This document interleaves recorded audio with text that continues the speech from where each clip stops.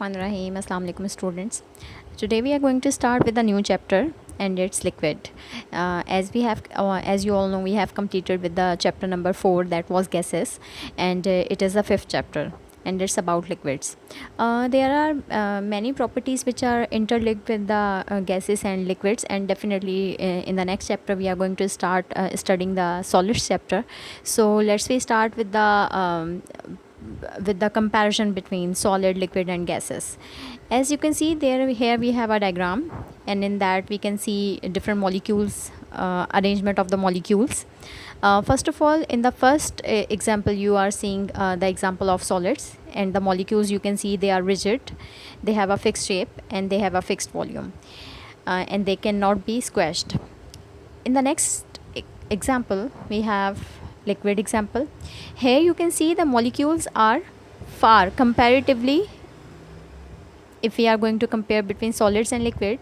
So in liquid molecules they are far from each other as compared to solids, but they are not rigid, they don't have fixed shape, but they do have fixed volume, and again they cannot be squashed. Next part we have a gas. As you can see, they have intermolecular distances in them, they are not rigid, they don't have any fixed shape, and they don't have any fixed volume, and they can be squashed. So these are the main properties, or we can say these are the main differentiating points, which we can say some are related with each other and some are not. So we can say what is the difference between solid, liquid and gas. So here we have all the examples and you can see them according to the diagram. This is the main difference. Okay. On the next slide we have KMT of gases, and these postulates are: first of all, a liquid is made up of molecule which touch another. What does it mean? It means that we have molecules of gases, molecules of liquids, and they are linked with each other. They are linked with each other, so it means that they are touching each other. They are not as closely packed as the solids are, but they are connected with each other. This is the meaning of first point. In the next point they are saying the molecules within the liquid are in constant motion, but the movement of molecule is restricted due to their close packing together. It means these molecules, they are continuously moving back here and there. Let me change the color so that I will show you the molecule. These arrows are showing the movement of these liquid molecules, that they are moving here and there, they are continuously in motion, but they are restricted due to their close packing together. They will just move as much as they can. On the next part they are saying attractive forces among liquid molecules are greater than those among gas molecules. Why? Because in the gaseous molecule, as we have seen in the, for example, this is the gaseous molecule container, and in the gaseous molecule we have the intermolecular distances between gaseous molecule are greater. So as compared to when we are comparing between liquids and gaseous molecule, so in the gaseous molecule they have greater intermolecular distances, so they will definitely move freely comparatively in the liquid molecule. On the next part they are saying the average kinetic energy of liquid molecule is directly proportional to absolute temperature. What does it mean? It means that if we are increasing the temperature, these molecules are going to far from each other. Obviously if they are getting far from each other, so it means that their intermolecular distances are increasing.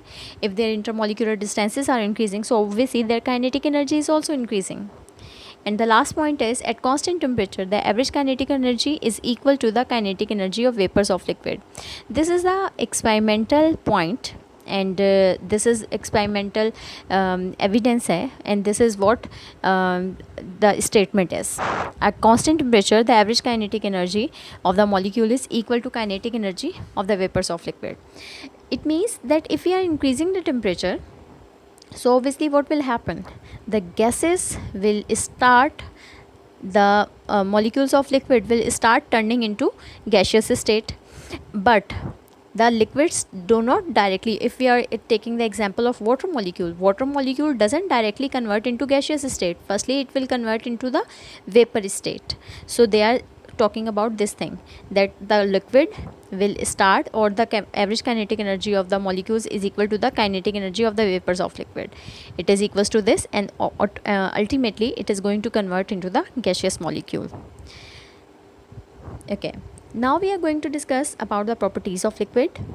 We have 7 total properties which we will cover. First of all, diffusion. Second, compression, effect of pressure, in that we will discuss. Third is expansion, in that we are going to discuss effect of temperature. Fourth, motion of molecule. Fifth, space between them. 6, intermolecular forces. And 7, kinetic energy based on kinetic KMT. And we can use the KMT to account for the simple properties of liquid. So let's we start with the first property, and it's about diffusion. As you can see, these are the glasses, and in the starting point we have here, we have a glass of water. In the next part, what we are doing, we are adding a drop of ink. As you can see, as the time is passing, this ink has started dissolving in this water molecule, in this water glass. In the next part, it has dissolved in a much more quantity. In the next part, you can see the difference, and in the last part you have a homogeneous solution. Homogeneous solution means now you can't differentiate between where the ink drop is and where the water molecules are. Now let's we talk about the definition of diffusion. It means the movement of a water molecule, the movement of anything which is a liquid in state, from higher concentration to lower concentration. What does it mean? It means that this ink part is in higher concentration here. It will start getting dissolved in that part, then in that part, and then in that part. Okay, so now let's we look at definition of diffusion. The diffusion in liquid take place because the molecule move from one place to another due to the Ke. Ke means kinetic energy. The restricted movement of the molecule reduces the rate of diffusion. And the example I have discussed with you, it is about a drop of ink. When added to a water, diffuses slowly to the relatively small empty spaces between them, the molecules, and the diffusion between closely packed molecule of liquid is slow due to the less collision between them. Okay, on the next slide we have compression. Compression mean we are going to apply effect of pressure. As we know that intermolecular distances between gas molecule and between liquid molecule, there is a difference. For example, in gaseous molecule, the molecules are far from each other, but in case of liquid, the molecules are closely packed with each other comparatively, if we are making them in a comparison between solid, liquid and a gas. Right now I'm just discussing about gas and liquid. And if I want to apply pressure on both of the container, for example, this is our container number 1 and this is our container number 2, and if you are going to apply pressure, so what will happen, that this gas part will be compressed easily. These molecule will be compressed. Why? Because of the greater intermolecular distances. But when it comes to liquid part, because they have a little intermolecular distances in them, so the compression effect will be maximum in the gaseous part and minimum in the liquid part. So what does it mean? That liquid doesn't compress? So its answer is no. They will be compressed, but comparatively, according to gaseous molecule, they will be compressed lessly, or kam hoga wo. A liquid cannot be compressed significantly by increasing the pressure because molecules are already in close contact with one another. An increase of pressure from 1 to 2 atmosphere reduces the volume of water up to this percent, which is negligible. However, the same pressure reduces the volume of gases up to 50%. But it doesn't mean that we will not say the liquid can't be compressed. They will be, but it is negligible. Okay. On the next slide we have expansion, and it's about effect of temperature. We all have seen different examples of expansion. For example, take the example of a liquid. You are boiling it, and you will see all liquid expand on heating and contract on cooling. For example, let's we take the example of a water. If we are boiling the water, the water will start converting its state from liquid to gas. So how it is converted into gaseous state? Because of expansion. These liquid molecules have absorbed kinetic energy, have absorbed some kind of energy, and they have started turning their state into gaseous state. And what expansion is? Expansion occur when we apply temperature. Expansion occur when we apply temperature. The liquid expand on heating because the intermolecular forces between them decreases. Moreover, the increase of temperature increase the effective collision between the molecule. If the temperature is decreased, contraction, and let me discuss here the contraction part also. What is contraction? Contraction means the liquid start getting close to each other. We all have seen ice example. How water converts into ice? We give low temperature to water molecule, then they start converting into ice, and we all know that how it is converting because of the low temperature. So this is example of contraction. Now mercury thermometer is a good example of expansion and contraction also. We all know when we have a temperature, we use thermometer, and the mercury in the thermometer, if we have a fever, it will start moving from 37 degrees Celsius toward the maximum temperature.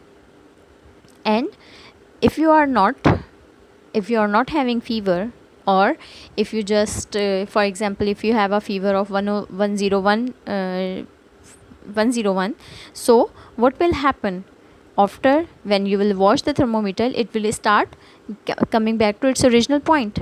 So what is this? When it is start cooling, it's contracted. Okay. On the next slide we have motion of molecule. In a liquid, molecules are in constant motion. This is the point we have discussed earlier. As you can see, we have all the three examples.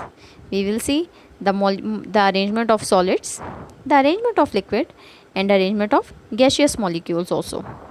Okay, there are appreciable intermolecular forces in them. The molecules are close to each other. Liquids are almost incompressible, and liquids do not fill the container. These are the collective points of liquids. Now let's talk about spaces between them. If we see the example of solid state, liquid state, and gaseous state, so we will realize that the intermolecular forces in them is the intermediate between the gaseous state and the solid state. We can't say that they don't have intermolecular spaces, but we will not say that they are as freely as the gaseous or the solid as the gaseous state are, and they are not as closely packed with each other as the solid states are. Hopefully this point is clear to you. Okay, on the next slide we will discuss more about this intermolecular part. So the physical properties of the liquids, such as boiling point, vapor pressure, surface tension, viscosity, and heat of vaporization, depend upon the strength of intermolecular attractive forces. And what are these points? What are these? For example, according to KMT, the molecules, due to strong intermolecular attraction, have minimum moment and minimum collision. Example, let us consider the example of water. As the molecules are close to each other and have strong forces of attraction due to hydrogen bonding, they have low Ke. In the next class, we will study intermolecular forces, and these are van der Waals forces. That's all about today. Allah Hafiz.